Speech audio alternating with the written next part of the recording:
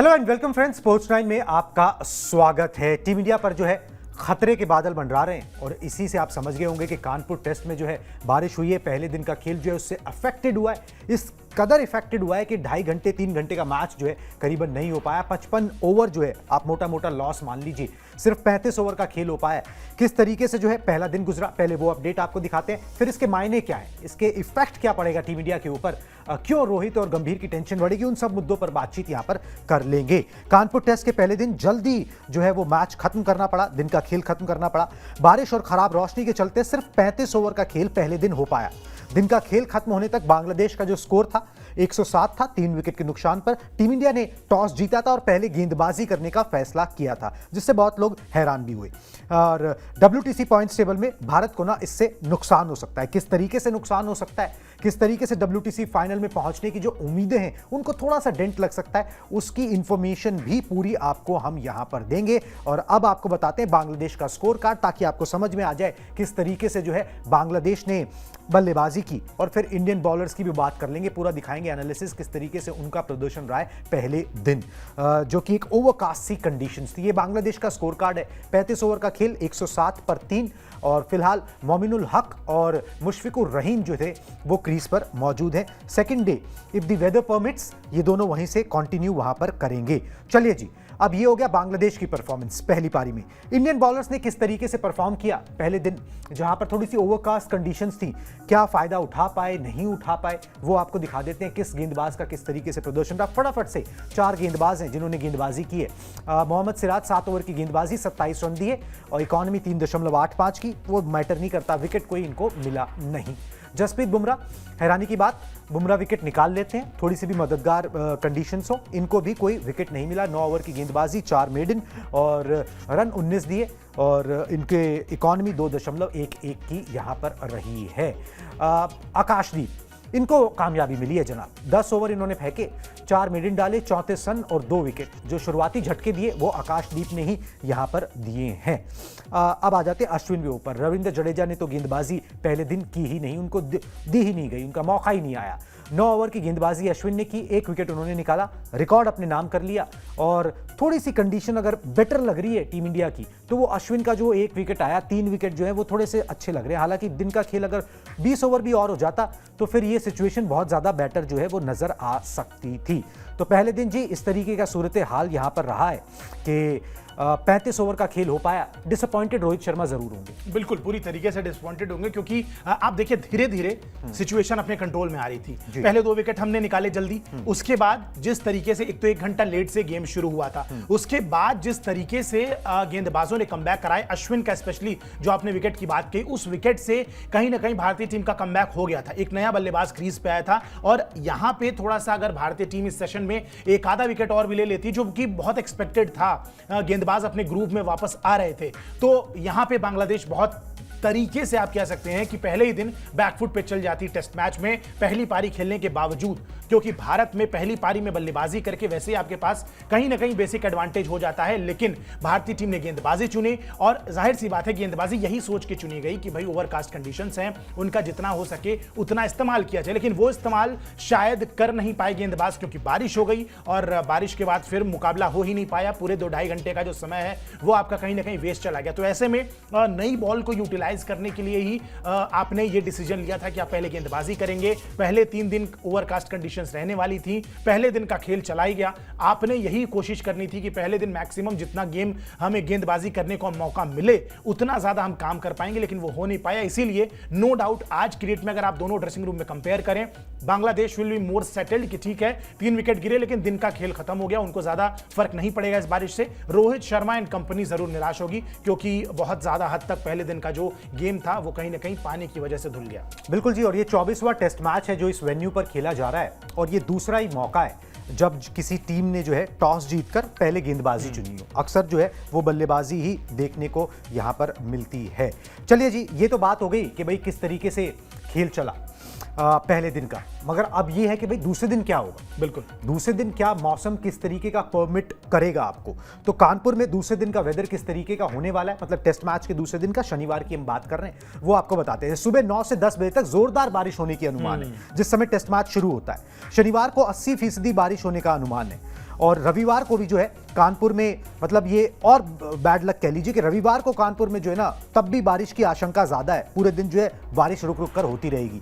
Green park का drainage system जो है वो भी उतना वर्ल्ड क्लास टॉप क्लास नहीं है। 2 दिन अगर बारिश होती रही तो ड्रॉ की ओर जो है ना फिर ये टेस्ट मैच चले जाएगा। तो गुड न्यूज नहीं है टीम इंडिया के लिए, बिल्कुल पूरी तरीके से गुड न्यूज नहीं है। और आप कह सकते हैं कि अगर 2 दिन और जो दूसरा और तीसरा दिन है जहां बारिश का अनुमान है, अगर ये बात बिल्कुल सच साबित होती है, बारिश वाकई में हो जाती है और दिन का खेल धुल जाता है, तो 3 दिन के बाद 2 दिन में टेस्ट मैच का रिजल्ट निकालना फिर ये बहुत मुश्किल हो जाएगा। भारतीय टीम कितना भी बेहतर प्रदर्शन कर ले, लेकिन 2 दिन में टेस्ट मैच का रिजल्ट निकालना, वो भी तब जब शायद आप पहले बल्लेबाजी भी नहीं कर रहे हैं, आपकी टीम पहले गेंदबाजी करिए, ये बड़ा मुश्किल होने वाला है। और इसीलिए मैं बार बार कह रहा हूं कि बारिश भारतीय टीम का जो गेम है उसको बहुत हद तक बिगाड़ सकती है। At the end of the day let's be ready for the worst. अगर हम सबसे खराब सिचुएशन के लिए भी रेडी रहते हैं, क्या हो जाएगा ज्यादा से ज्यादा ये होगा कि ये टेस्ट मैच ड्रॉ की तरफ चला जाएगा अगर बारिश होती है तो। और ड्रॉ होगा तो भारतीय टीम के लिए थोड़ी सी टेंशन बढ़ेगी, क्योंकि टीम इंडिया का टारगेट है कि ये जो 5 टेस्ट मैच इंडियन कंडीशंस में भारतीय जमीन पर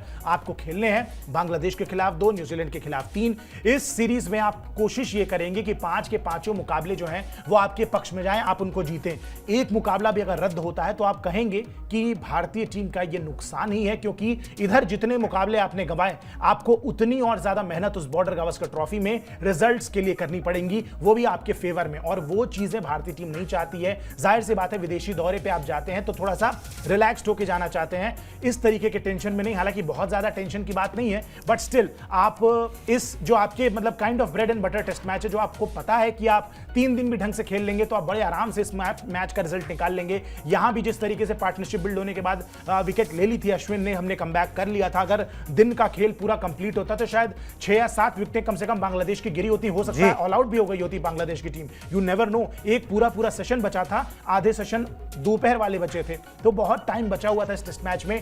दिन का खेल खराब हो गया, और जाहिर सी बात है बहुत पुराना स्टेडियम है, 1952 में भारतीय टीम ने पहला टेस्ट मैच यहां पे खेला था, और ड्रेनेज सिस्टम बहुत एडवांस तो नहीं है। हालांकि ये बीसीसीआई को इस मसले में देखना चाहिए कि क्या किया जा सकता है, क्योंकि eight the end of the day अगर टेस्ट कराता है ये इस तरीके का स्टेडियम है जहां पे टेस्ट मैचेस कंडक्ट होते हैं, तो यहां पे फिर रख रखाव भी उस तरीके का होना चाहिए। और बारिश की वजह से अगर टेस्ट मैच लेट से खराब हो भी जाता है तो ये बड़ी दुखद खबर होगी, क्योंकि ऑलरेडी यहाँ पे बहुत ज़्यादा मैचेस होते नहीं है, कंडक्ट होते नहीं है। यूपी वालों को बड़ा इंतजार करना पड़ता है लंबा कि हमें कोई टेस्ट मैच मिल जाए देखने को, और इतने दिन बाद मिल रहा है, और ये अगर मैच धुल जाता है तो निराश होंगे फैंस भी बहुत। बिल्कुल जी, निराश होंगे। और निराशा की सबसे बड़ी बात पता है क्या है? बात ये है कि भाई टेस्ट मैचेस तो होते रहते हैं, ठीक है, मगर अब क्या है, अब WTC की साइकिल है। हर टेस्ट मैच WTC साइकिल का हिस्सा होता है। उस टेस्ट मैच से जीतने पर, ड्रॉ होने पर, हारने पर पॉइंट मिलते हैं, कटते हैं, बंटते हैं। उससे आपका परसेंटाइल जो है ना एक टीम का तय होता है। अगर परसेंटाइल अच्छा है, टॉप 2 में अगर आप रहते हो, साइकिल जब तक खत्म होती है तो आप WTC का फाइनल खेलते हो और ICC ट्रॉफी जीतने का मौका होता है। वहां पर पेच जो है ना वो फंस सकता है। ग्राफिक्स दिखाएं, समझा देते हैं किस तरीके से, और यही टेंशन की वजह भी है। WTC पॉइंट्स टेबल का गणित जो है ना वो बदल सकता है अगर ये टेस्ट मैच ड्रॉ हो जाता है बारिश के कारण। टेस्ट ड्रॉ हुआ तो 8 अंक जो मिलने हैं वो 4-4 बराबर हो जाएंगे। जीत प्रतिशत जो अभी WTC पॉइंट्स टेबल में टीम इंडिया टॉप पर है 71.67% के साथ, वो 68.18% पे आ जाएगी। और बॉर्डर गावस्कर ट्रॉफी जो है, मतलब कि जो आखिरी 5 टेस्ट या आखिरी सीरीज WTC फाइनल से पहले टीम इंडिया को खेलनी है, उसमें सिचुएशन ऐसी बन सकती है कि भाई आप फिर वो जीतो मतलब कि ऑस्ट्रेलिया में जाके ऑस्ट्रेलिया को हराओ, 5 में से 3 टेस्ट मैच जीतो, वहां पर चीजें फंस सकती हैं। WTC फाइनल में पहुंचने के लिए अभी जो गणित है वो ये है कि 9 टेस्ट मैच बाकी हैं, 6 आपको जीतने, अगर बिना किसी इफ एंड बट के आपको फाइनल में जगह बनानी है। तो every test match, every point is important, और वो यहां से खिसकता हुआ जब नजर आएगा तो तकलीफ होगी। क्योंकि अगर आप हार जाते हो तो ठीक है भाई, आपने खराब खेला, मगर अगर आपका मौसम की वजह से ये सब कुछ हो गया, बहुत अनफॉर्चुनेट, फिर अनफॉर्चुनेट हो जाएगा मामला। वहां पे बिल्कुल दिक्कत की बात है, वो चीजें जो आपके कंट्रोल में ही नहीं है। आपने खराब खेला होता, आप टेस्ट मैचेस गंवा देते तो फिर भी बात समझ में आती बहुत हद तक, लेकिन बारिश की वजह से ये सारी चीजें, फिर वही है ना कि फिर फैंस भी सवाल करेंगे कि भाई जाहिर सी बात है, अगर आपको पता है इस तरीके का सीजन होता है कानपुर में या कहाँ भी, तो आप ये मैचेस कानपुर में क्यों ही कंडक्ट करा रहे हैं। रोटेशन पॉलिसी आपकी समझ में आती है, लेकिन और भी स्टेडियम्स हैं, यूपी में ही हैं, लखनऊ में आप करा दीजिए मुकाबले, बहुत जगह करा सकते हैं, ऑप्शंस बहुत सारे हैं। अगर बारिश की वजह से, ड्रेनेज सिस्टम खराब होने की वजह से टेस्ट मैच रद्द होता है तो बिल्कुल क्वेश्चन तो मैनेजमेंट पे भी और बीसीसीआई पे भी उठेगा। जी बिल्कुल जी, वो क्वेश्चन उठेगा कि भाई एक तो ये मौसम, और आपको पता नहीं है कि भाई, सबको पता है कि भाई ये रेनी सीजन है। एग्जैक्टली ठीक है, रेनी सीजन है, आप मैच करा रहे हो, बतेरे वेन्यू है आपके पास, इंडिया के अंदर वेन्यूज़ की कमी नहीं है, आप वहाँ पर करा सकते थे। खैर चलिए, ये बात तो एडमिनिस्ट्रेटर की सोचने और समझने की है, मगर खिलाड़ियों का काम होता है परफॉर्म करना, हमारा काम होता है आपको अप टू डेट रखना और उस खबर के मायने बताना। चलिए जी, अब मायने हमने बता दिए बारिश के क्या हो सकते हैं, अब बताते हैं भाई खिलाड़ी ने क्या किया। अश्विन ने 1 विकेट लेके कौन सा कमाल किया, 420 वाला कमाल किया उन्होंने। ठीक है, फटाफट से दिखा दे, बता दे कि अश्विन का 420 वाला कमाल कौन सा है। ठीक है, 14 साल की मेहनत से ना उन्होंने ये इतिहास रचा है। कानपुर टेस्ट के पहले दिन उन्होंने रिकॉर्ड बनाया। एशिया में आर अश्विन ने पूरे अपने जो है ना 420 विकेट कर लिए हैं, मतलब एशियन कंडीशंस के अंदर उनके 420 विकेट हो गए हैं। भारत के लिए एशिया में सबसे ज्यादा विकेट लेने वाले वो गेंदबाज बन चुके हैं। अनिल कुंबले ने अपने करियर में 419 विकेट लिए थे एशिया में, मतलब पाकिस्तान, श्रीलंका, बांग्लादेश, यहाँ सब खेल खाल के टेस्ट मैचेस की बात कर रहे हैं। 82 मैचेस उनको लगे थे। अश्विन 71st मैच खेल रहे हैं उस तरीके से, मतलब अगर आप देखो तो, और उन्होंने ये कामयाबी जो है हासिल कर ली। हम एशियन कंडीशंस की बात कर रहे हैं तो एक बड़ी कामयाबी अश्विन के नाम, और जब भी मैदान पर उतरते हैं कोई ना कोई कामयाबी उनका इंतजार ही कर रही होती है। बिल्कुल इस तरीके के गेंदबाज अब बन गए हैं। और देखिए वो पहले दिन की है। एग्जैक्टली लेजेंड्स की इस मतलब लिस्ट में अश्विन जिस तरीके से आ रहे हैं, अब उनको खुद भी एक लेजेंड है इंडियन क्रिकेट के, इसमें कोई डाउट नहीं है। जितने मुकाबले उन्होंने जिताए हैं, हाँ मुरलीधरन है बस उनसे ऊपर, जिन्होंने सबसे ज्यादा एशियन कंडीशंस में विकेटें ली हैं। उन्होंने 612 विकेटें ली हैं और उनसे वो बहुत दूर हैं, तो कहीं ना कहीं सेकंड नंबर पे रहेंगे। लेकिन फिर भी 420 विकेटें केवल एशिया में लेना, ये बताता है डोमिनेंस, क्योंकि ऐसा नहीं है कि भारत ने इसके पहले स्पिनर्स प्रोड्यूस नहीं किए या जिन्होंने 100 टेस्ट मैचेस नहीं खेले। बहुत सारे टेस्ट मैचेस खेलने वाले खिलाड़ी आए हैं जिन्होंने 100 से ज्यादा ही टेस्ट मैच खेले, रेगुलर स्पिनर थे भारत के लिए। लेकिन फिर भी अश्विन ने जो काम किया है, जिस तरीके से मुकाबलों को अपने हक में किया है, पूरी सीरीज अपने दम पे पलटी है, शायद वो काम बाकी खिलाड़ी उस हद तक तो नहीं कर पाए, और इसीलिए शायद इस रिकॉर्ड के शिखर पे अश्विन भी बैठे हुए हैं। और देखिए इतना ही नहीं, एक और रिकॉर्ड उन्होंने तोड़ दिया। सबसे ज्यादा एलबीडब्ल्यू करने वाले जो टेस्ट क्रिकेट के इतिहास में गेंदबाज हैं, उसमें भी वो ग्लेन मैकग्रा को पीछे कर चुके हैं। कपिल देव को ऑलरेडी पीछे कर दिया था। कपिल देव के नाम 112 एलबीडब्ल्यू थे, ग्लेन मैकग्रा के नाम 113 थे, और उन्होंने 114 एलबीडब्ल्यू आउट कर दिए हैं ओवरऑल टेस्ट क्रिकेट में, और ये बहुत बड़ी बात है। उनसे ऊपर, हालांकि सबसे ऊपर नंबर 1 पे यहां पे कौन है? अनिल कुंबले। अनिल कुंबले एलबीडब्ल्यू करने के लिए जाने जाते थे। 156 एलबीडब्ल्यू किए अनिल कुंबले ने, that is highest test cricket की अगर बात करें तो। नंबर 2 पे मुरलीधरन है 149 के साथ, एंड देन शेन वॉर्न है 138 के साथ, और उसके बाद वसीम अकरम का नंबर आता है 119 पे। 5वें नंबर पे आर अश्विन भी आ गया। मतलब अगर इस लिस्ट में भी टॉप करना है तो उनको कम से कम 35-36 एलबीडब्ल्यू और करने होंगे, which is very tough, but still इस लेजेंड्स वाली लिस्ट में ऑलरेडी आ रहे हैं ग्लेन मैकग्रा, क्योंकि देखिए स्पिनर्स को एलबीडब्ल्यू आउट करने का चांस कम मिलता है। एज अ फास्ट बॉलर आपके पास ज्यादा मौके होते हैं नई गेंद से, तो वो फास्ट बॉलर्स वहां उस लिस्ट में दिखाई दें, दैट इज इजी। लेकिन मुरलीधरन, शेन वॉर्न, ये लोग ऐसे लेजेंड नहीं बने हैं, क्योंकि इन्होंने बॉल टर्न करा के जिस तरीके से एलबीडब्ल्यू करना, और इनफैक्ट अनिल कुंबले तो जाने ही जाते थे कि एलबीडब्ल्यू वो किसी भी फ्लैट से फ्लैट विकेट पे भी एलबीडब्ल्यू में फंसा सकते थे खिलाड़ियों को। 156 एलबीडब्ल्यू करना अपने आप में बहुत बड़ी बात है, और अश्विन ने ये भी एक रिकॉर्ड जो है वो अपने नाम कर। बिल्कुल जी, हर दिन नए रिकॉर्ड जो हैं, हर दिन नई ऊंचाइयां जो है ना अश्विन छूते हैं। टेस्ट क्रिकेट की बात आए तो बल इररिप्लेसेबल, आप ये सब मान सकते हैं उनको, और जिस तरीके से बल्ले से वो योगदान देते हैं वो अलग ही बात है।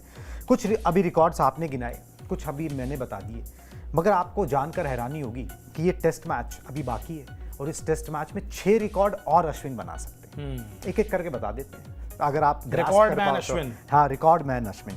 चौथी पारी में 100 विकेट लेने से वो सिर्फ 1 विकेट दूर है, और ऐसा टीम इंडिया का कोई गेंदबाज नहीं कर पाया। इस मामले में भी अनिल कुंबले का ही रिकॉर्ड तोड़ा था। बिल्कुल। बांग्लादेश के खिलाफ सबसे ज्यादा विकेट लेने का मौका है उनके पास। जहीर खान ने 31 लिए थे, उनके नाम 30 हो चुके हैं। एक पारी में 5 विकेट लेकर वो शेन वॉर्न को पीछे छोड़ देंगे। अभी शेन वॉर्न और वो अश्विन बराबरी पे 37 बार दोनों ने जो है 5 विकेट हॉल लिया हुआ है। WTC 2023-25 मतलब करंट साइकिल में सबसे ज्यादा विकेट लेने का मौका उनके पास है। 9 विकेट लेते ही मौजूदा समय के सबसे कामयाब ऑफ स्पिनर वो यहां पर बन जाएंगे, नेथन लायन को पीछे छोड़कर। तो ये सारी कामयाबी जो है वो अश्विन इस टेस्ट मैच में हासिल कर सकते हैं, बशर्ते यही कि भाई मौसम जो है वो कहीं ना कहीं मेहरबान रहे, बिल्कुल ठीक है, और मौसम जो है खलल ना डाले जैसा उसने पहले दिन खेल में डाला है। तो ये सारी चीज़ें जो हैं अश्विन कामयाबी हासिल कर सकते हैं। अश्विन के बारे में अब आयुष क्या ही और बोला जाए, इनका हाल भी ना धीरे धीरे वो विराट कोहली और सचिन तेंदुलकर वाला होता उस चले जा लीग रहा से है। ऊपर आप बिल्कुल उस ये लीग में आ मतलब चुके अब हैं। आपके पास ना ऐड ऑन करने को शब्द नहीं रहते। Every time you step on the field you create a record. आप कोई ना कोई रिकॉर्ड ब्रेक करते हैं, कोई नया रिकॉर्ड बनाते हैं, कोई नया कीर्तिमान रचते हैं, और उस तरीके के खिलाड़ी हो चुके हैं। नो डाउट इतनी मेहनत की है, और जब आए थे खुद उन्होंने बोला है कि भाई अनिल कुंबले और Harbhajan Singh, I had big shoes to fill, मतलब मुझे बहुत बड़े खिलाड़ियों की जगह लेनी थी, क्योंकि भारत में स्पिनर होके इन बड़े बड़े खिलाड़ियों का रिकॉर्ड तोड़ना बहुत बड़ी बात है। हरभजन सिंह की आप बात ले लीजिए, अनिल कुंबले की बात ले लीजिए, अपने दम पे कितने मुकाबले भारतीय टीम को जिताए हैं, उसके बाद भी उनके रिकॉर्ड को तोड़ना आज के जमाने में बहुत बड़ी बात है। और जिस तरीके से जितना सोचते हैं अपने गेंदबाजी को लेके, बिल्कुल क्या ही नया कह सकते हैं उनके लिए, कमाल के क्रिकेटर हैं।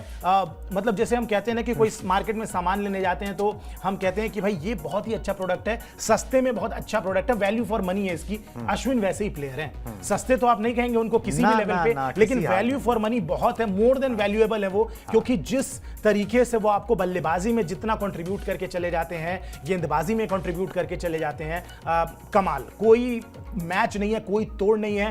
भारत में टेस्ट क्रिकेट हो तो भारत के नो डाउट सबसे बड़े मैच विनर अगर कोई है तो रविचंद्रन अश्विन है। आंख बंद करके आप इस चीज पे मोहर लगवा सकते हैं। और कई बार क्या होता है ना, जैसे बुमराह है, बुमराह को वो क्रेडिट मिलता है, बुमराह का वो ऑरा बनता है, Exactly. ठीक है, बुमराह डिजर्व करते हैं, मगर अश्विन ने जो किया है ना वो ऑरा कई बार बनता नहीं है। Exactly. ठीक है, हो तो एक बदनसीबी तो ये है क्रिकेट के अंदर कि यहाँ पर बल्लेबाज का ऑरा ज्यादा और गेंदबाज का ऑरा जो है ना वो कम बनता है। और शुरू से it has been a batsman's game, it has always been like that. और उससे होता क्या है ना कि फिर आपको वो ड्यू क्रेडिट नहीं मिल पाता जिस तरीके से वो, ठीक है, अश्विन एक अच्छे ओरेटर भी हैं, तो जिस तरीके से बातचीत करते हैं, अब तो अपने चैनल्स भी थोड़े बहुत चलाते हैं, उसके बाद जो है उनकी वो जो है जिसे आप कहते हैं लोकप्रियता बढ़ी है। नहीं तो कई बार गेंदबाज जो है ना वैसे सस्ते में, अनिल कुंबले का ही आप करियर देख लीजिए भाई, वो सचिन तेंदुलकर, राहुल द्रविड़, वीवीएस लक्ष्मण, सौरव गांगुली के उसमें उन्होंने कितने बड़े मैच छुप गए। इंडिया में थोड़ा ऐसा होता भी तो है कि आप देखिए जो थोड़े से स्पिनर को कोई मान ही नहीं रहा, कोई एक तो स्पिनर कोई मानता नहीं, ऊपर से शांत क्रिकेटर। आप ये देखिए ना कि इंडिया में वो क्रिकेटर ज्यादा पॉपुलर हैं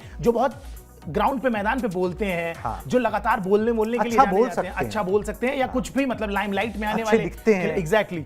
ऋषभ पंत विकेट के पीछे खूब बोलते हैं, बड़े पॉपुलर हैं भारत में। ईशान किशन, विराट कोहली, रोहित शर्मा का स्टंप माइक वाले कॉन्वर्सेशंस अब कितने पॉपुलर होने लगे हैं। अश्विन जस्ट बिकॉज वो थोड़े से चुप रहते हैं, उनका स्वभाव वैसा है, बहुत ज्यादा बोलते नहीं हैं, और स्पिनर ठहरे, तो कहीं ना कहीं वो, नो डाउट आपकी बात से मैं सहमत हूं कि वो जो ड्यू है उनका, जितना बड़ा वो काम करते हैं शायद उतना ड्यू, उतनी रिस्पेक्ट उनको नहीं दी जाती है जो वो एब्सोल्युटली डिजर्व करते हैं। बिल्कुल जी, ये कई बार जो है वो दिक्कत आ जाती है, मगर फिर अश्विन है।